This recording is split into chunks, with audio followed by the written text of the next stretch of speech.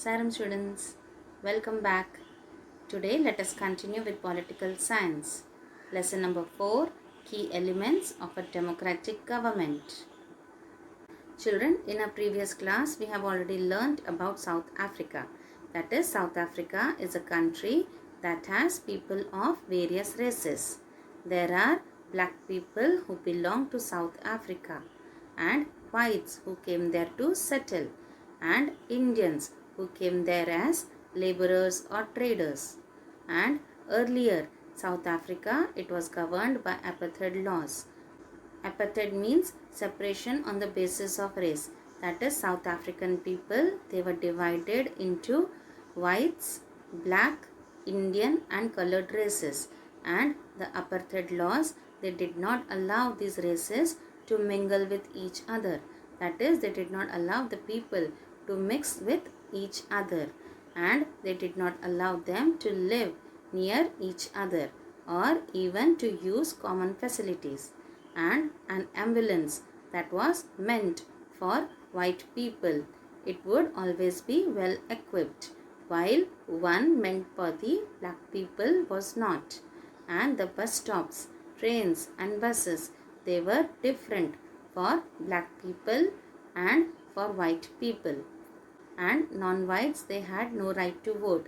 Thus, there were many differences between the living conditions of whites and non-whites. And we also learnt about the story of Hector Peterson. That is, Hector Peterson, he lived in the southwestern township, that is Soweto, a black township. And he and his classmates joined to protest against the learning of Afrikaans language that was forced to them to learn. Instead, they wanted to learn their own language, that was Zulu. So, South African police, they beat these people mercilessly, and one of the bullets, it shot Hector Peterson and he was killed on 16 June 1976. Hence, African National Congress, it started a struggle against the apartheid system under the leadership of Nelson Mandela, and finally in 1994 they succeeded and they became a democratic country where all the people of all the races, they were considered equal. And we also learnt about participation. That is, people, they make the decisions in the democracy. And there are fixed periods for the governments that are elected. And in India, once the government is elected, then it can stay in power for 5 years. Thus, people, they participate in the process of government by casting their votes to elect the representatives of their choice. Children, today we shall learn about other ways of participating and need to resolve participation. Now children, let us see what are the other ways of participating. We know that elections, they are usually held once in 5 years, and besides voting, there are other ways of participating in the process of government. And people, they can participate by taking an interest in the working of the government and by criticizing it when required. Here we can take an example. In August 2005, when a particular government increased the money people had to pay for electricity, then the people, they expressed their disapproval very sharply.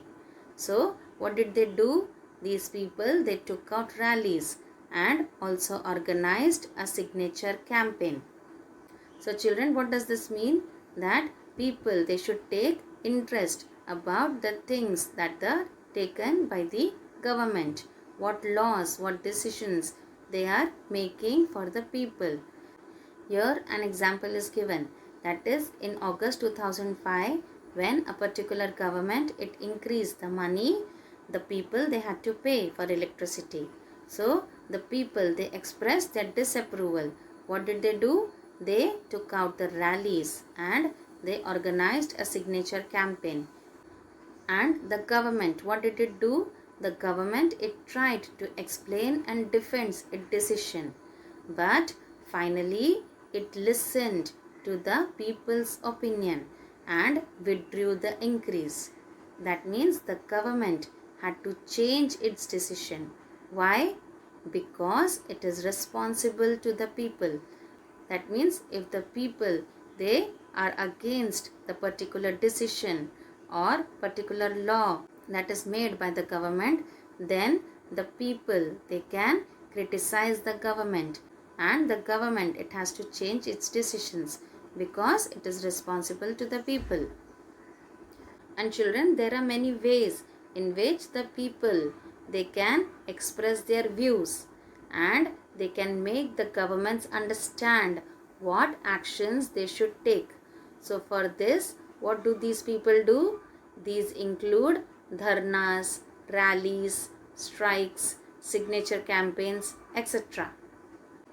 That means the people they can express their views and their disapproval on unfair and unjust decisions, and they can make government understand what actions they should take, and they can express these by dharnas, rallies, strikes, signature campaigns, etc. Children, signature campaign means to support any public issue by collecting millions of signatures, that is signs of majority of the people. So this means signature campaign. And the things that are unfair and unjust, they are also brought forward. By whom? They can be brought forward by newspapers, magazines and television. And you might have seen how they discuss the government issues and responsibilities, and how the government it can work for the welfare of the people. And children, we know that in a democracy all people they are allowed to participate, but it is true that all sections of the people they are actually not able to do so. So the another way for people to participate is by organizing themselves into social movements that seek to challenge the government and its functioning. So children, what is another way for people to participate? Another way for people to participate is by organizing themselves into social movements. And members of the minority community, Dalits, Adivasis, women and others, they are often able to participate in this manner. And if a country's people they are alert and interested in how the country is run, then the democratic character of the government of the country will be stronger. That means the minority community, Dalits, Adivasis, women and others, they can also participate in the working of the government, and by social movements they can seek and challenge the government and its functioning. And for a strong democratic government of a country, it is important that its people they are alert and interested in how the country is run. That means the people they should know what actions, laws and decisions are made by the government, and if they feel that these are not good for the people, then they can organize rallies, strikes, signature campaigns, etc. Now let us learn the next topic, that is need to resolve conflict. Children, in Maya stories you read about how conflicts can often lead to violence and death. Why? Because one group it decides that it is all right to use force and to prevent the other group from protesting. So this means that conflicts they occur when people of different cultures, religions, regions or economic backgrounds, that is rich or poor, they do not get along with each other, or when some among them they feel that they are being discriminated against. So in this case people, they may use violent means to settle their differences, and this leads to fear and tension among others that are living in an area. So, it is the government who is responsible for helping to resolve conflicts. So, when do conflicts occur? Conflicts occur when people of different cultures, religions, regions, or economic backgrounds, they do not get along with each other and they feel that they are being discriminated against.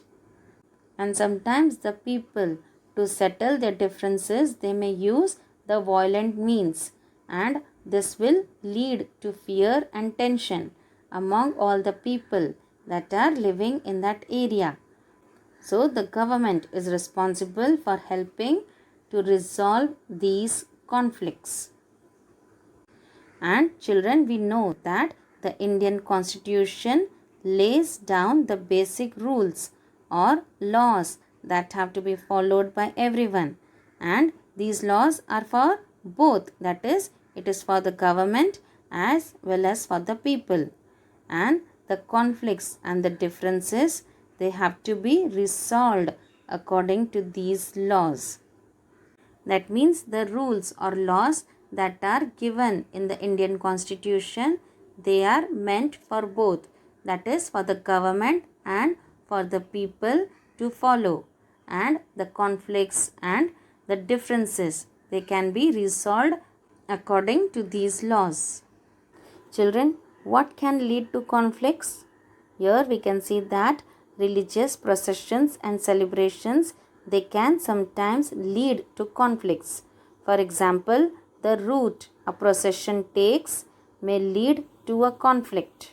So the government, that is particularly the police, they play an important role in getting the representatives of concerned communities to meet and try and arrive at a solution.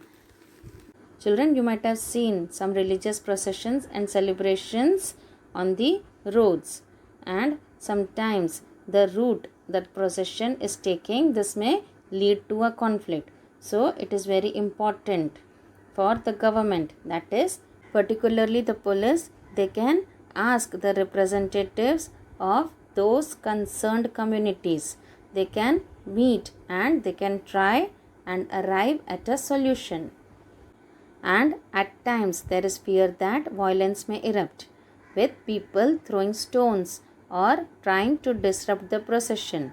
So the police is responsible for ensuring that violence does not take place. So who is responsible for ensuring that violence does not take place? The police is responsible for ensuring that violence does not take place. Now children, let's recap what we have learned in today's lesson. Children, today we learned about other ways of participation. That is, people also participate by taking an interest in the working of the government and by criticizing it when required. And here an example was given when the government, it had increased the electricity bill, so the people, they took out rallies and also organized a signature campaign, and the government, it had to change its decision. Why? Because it was responsible to the people. And there are many ways in which people can express their views against government's wrong decisions by holding dharnas, rallies, strikes, signature campaigns, etc. And newspapers, magazines and television, they also play a role in discussing government issues and responsibilities. That is, the things that are unfair and unjust, they can be brought forward by newspapers, magazines and television.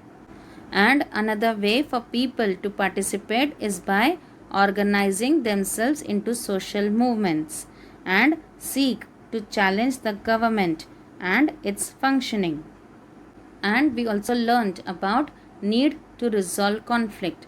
That is, conflicts occur when people of different cultures, religions, regions, or economic backgrounds they do not get along with each other, or when some among them they feel that they are being discriminated against. So the government is responsible for helping to resolve conflicts. And here we saw an example, that is, religious processions and celebrations can sometimes lead to conflicts, and at times there is fear that violence may erupt. So the police is responsible for ensuring that violence does not take place. Children, we shall continue with this topic with another example in our next class. Now children, let's have a quiz. Multiple choice questions. First one. In India, the government is elected for the period of dash. A. 2 years. B. 5 years. C. 6 years. D. 3 years. What's the correct answer? Correct. B. 5 years.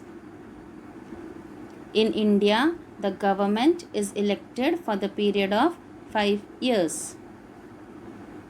Second one. Who is responsible for helping to resolve conflicts? A. Government. B. People. C. Community. D. None of these. What's the correct answer? Yes. A. Government. Government is responsible for helping to resolve conflicts. Third one. Who plays a role in discussing government issues and responsibilities? A. Newspapers. B. Magazines. C.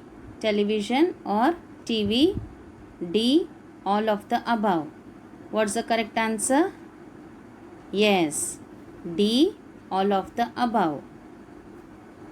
So, newspapers, magazines and TV, that is television, they play a role in discussing government issues and responsibilities.